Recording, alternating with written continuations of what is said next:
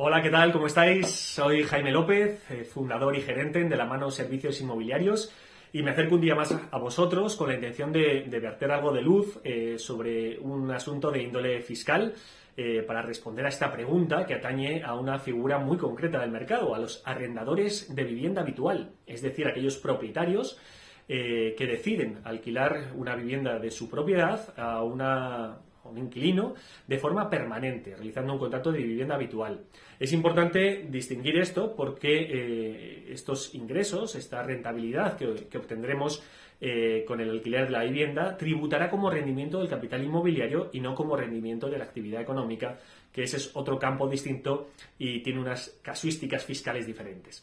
Bueno, teniendo en cuenta esto, sí que me gustaría desde un principio distinguir dos conceptos que son claves, ¿no? Como son los ingresos que deberemos declarar, imputables, y los gastos deducibles, es decir, cuánto entra en la caja y cuánto podemos justificar que ha salido para permitir esas entradas, ¿no? A nivel de los ingresos es bastante sencillo, ¿no? Son las rentas que hemos percibido con el alquiler, también los gastos asimilados que hemos repercutido al inquilino, es decir, generalmente los suministros, otros gastos que hayamos podido repercutir, tales como obras, servicios, tributos, y si, bueno, no es habitual, pero a veces se estipula una cantidad por separado para el mobiliario con el que se alquila la vivienda, pues también será un ingreso imputable. Todo esto se suma y tenemos los ingresos. Por otro lado, debemos atender a los gastos deducibles. Son muchos, hay una tipología muy variopinta de gastos deducibles. Yo aquí solo nombraré los más importantes, pero es importante informarse bien a nivel fiscal para entender que son muchas las cuestiones que nos podremos deducir a la hora de justificar la ganancia real que hemos obtenido con el alquiler de la vivienda.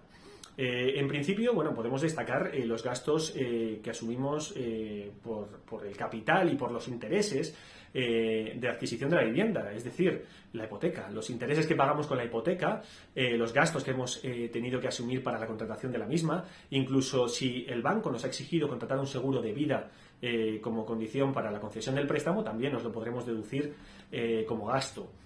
También los gastos por capital e intereses de los bienes muebles, es decir, si hemos financiado la compra, el equipamiento de la cocina o la compra del mobiliario de la casa, esos intereses también los podemos deducir. Y por otro lado, y atendiendo también a estas cuestiones, también podremos amortizar parte de la compra de la casa, concretamente un 3% anual, un 3% realmente del valor de la edificación, no del valor del suelo, pero año a año podemos deducirnos ese 3% como gasto. Y en cuanto al mobiliario, existen unas tablas de amortización que son un poquito más variopintas y complejas, pero también nos podremos deducir cada año, amortizar cada año una parte de esas inversiones que hemos realizado en mobiliario y equipamiento de la vivienda. Por otro lado, por supuesto, nos podremos deducir los gastos que pagamos de comunidad, ordinarios y extraordinarios, el impuesto de bienes inmuebles. Si pagamos también la tasa de basuras, por supuesto los gastos en los que hemos podido incurrir para el alquiler de la vivienda, tales como gastos de una agencia inmobiliaria, una gestoría, etcétera. ¿Qué más? Gastos por supuesto de reparaciones, de adecuación de la vivienda, de mejora de las instalaciones. Ahora existen también unas tablas para deducirse gastos por mejora de la eficiencia energética de las viviendas. Existen muchas opciones de gastos deducibles, yo aquí solo os he dicho algunas de ellas, pero por supuesto primas de seguros de hogar o de impago de rentas, hay muchas, ¿no? Una vez tengamos todos esos gastos deducibles juntos, los vamos a restar a los ingresos de los que hablamos al principio y tendremos el rendimiento neto.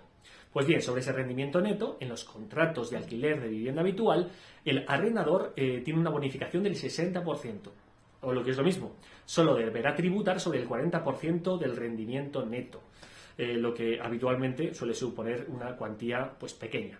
Con esto, aparte de ilustrar un poquito cómo funciona, me gustaría animar a todos aquellos arrendadores que dudan si alquilar su vivienda de forma permanente o no, o que no han hecho las cosas del todo bien y no siempre declaran aquellos pisos que tienen alquilados, que se animen a hacerlo, porque si estudian de verdad concienzudamente los gastos que se pueden deducir y se aplican las bonificaciones que existen, al final la carga fiscal no es muy elevada. Espero haberos ayudado al menos en parte a comprender esta casuística y nos vemos en próximos vídeos. Un saludo.